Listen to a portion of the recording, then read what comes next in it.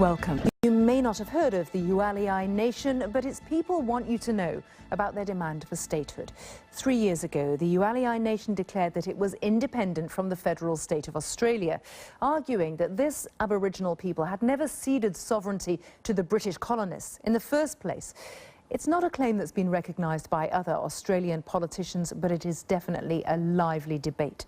To put you in the picture, let's show you a map of Australia. You can see the outlines of this First Nation in northern New South Wales. They're based around the town of Goo.gl, which is about 10 hours' drive from Sydney. With me now is the leader of the Ualiai Nation, Ghillar. And let's start with your aim. What are you trying to achieve here, Ghillar? Well, what we're trying to do is to assert our sovereignty so that our people are not living in absolute poverty and despair and total dependency upon, the Australian taxpayers' money for our survival. And so we need to restore a bit of pride and dignity back into our people because they've been totally demoralised. You're not talking just about your nation, in fact, but all of the first people. I know you've described it before about a bit like Yugoslavia becoming its constituent nations. Is it about Australia changing its outline altogether? Yes, it is. It's very, very much that, and because there's still 300 different languages being spoken in Australia, Aboriginal languages, and so those First Nations are starting to rise, and they're making their unilateral declarations of independence the same way in which it was accepted in Kosovo. How would this make a difference in practical terms? I mean, if you look, for example, at the land, the environment, what changes would you see if your dream was realised? Well, it enables the people to take control of their own natural resources.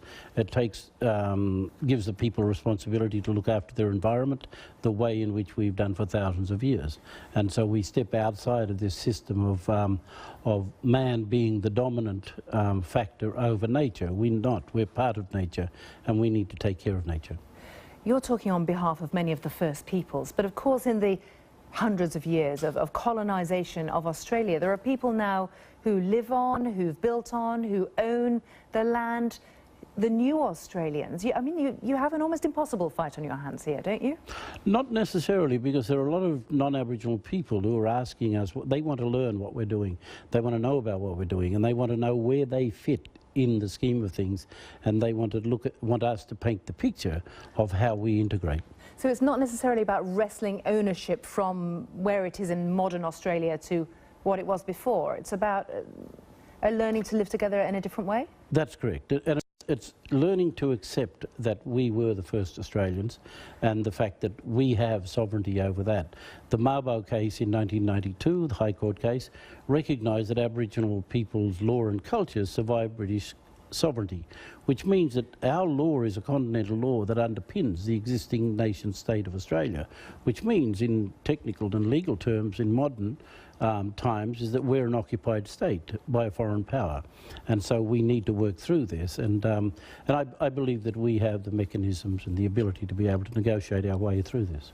But when I look at what you've written about this, you've talked about constant lies, about deceit, about Australian politicians as colonial caretakers. I mean, by insulting those you try to negotiate with, it's not a very promising way forward, is it? Well, a lot of their own constituents within Australia, which is 22 million of them, are basically saying the same thing there: liars and deceitful, and that Australia needs to get back to a collective truth, and that's something that Australia refuses to do. And people like John Howard and Tony Abbott have constantly avoided telling the truth about Australia and the truth of colonialism, and they even stop history being taught in schools. Just one more short thought, if you can. Can Australia learn from, say, New Zealand or Canada? Where else would you point where you think matters historically have been managed better? Well, the thing is that I've spoken to a lot of Canadian Indians over the years, and they're not happy with the existing structure. Native Americans are the same.